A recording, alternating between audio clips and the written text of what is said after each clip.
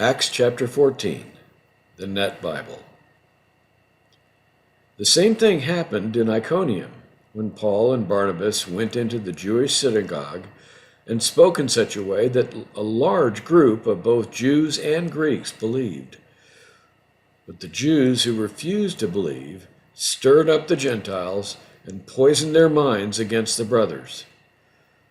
So they stayed there for a considerable time, speaking out courageously for the Lord, who testified to the message of his grace, granting miraculous signs and wonders to be performed through their hands.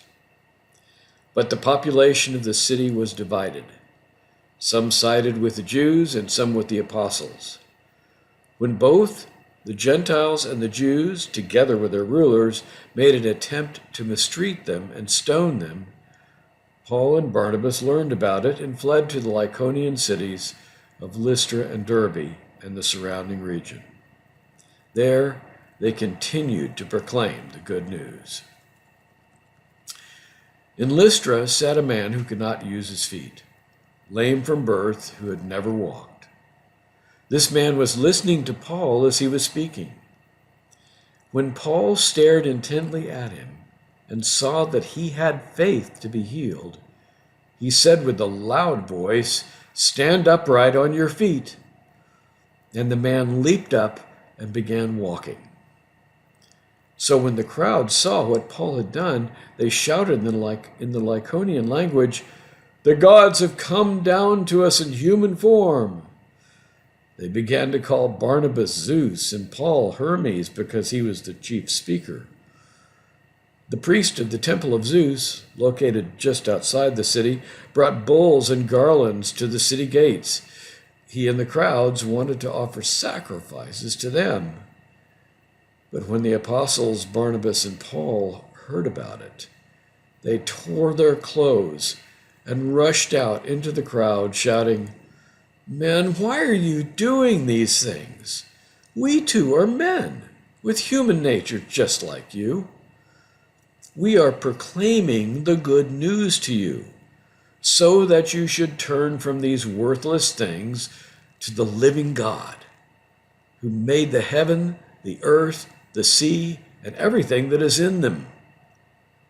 In past generations, he allowed the nations to go their own ways, yet he did not leave himself without a witness, by doing good, by giving you rain from heaven and fruitful seasons, satisfying you with food and your hearts with joy." Even by saying these things, they scarcely persuaded the crowds not to offer sacrifice to them.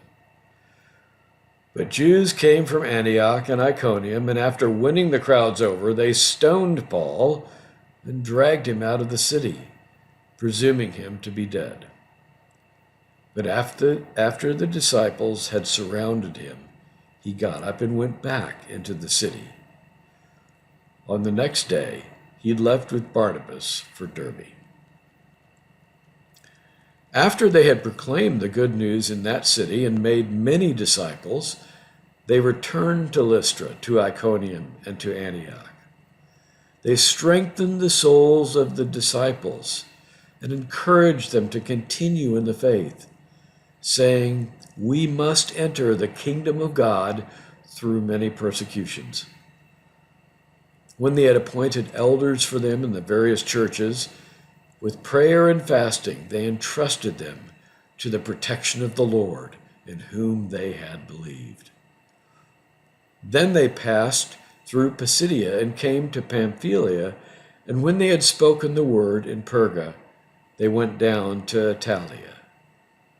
From there they went and sailed back to Antioch, where they had been commended to the grace of God for the work they had now completed. When they arrived and gathered the church together, they reported all the things God had done with them, and that he had opened a door of faith for the Gentiles. So they spent considerable time with the disciples.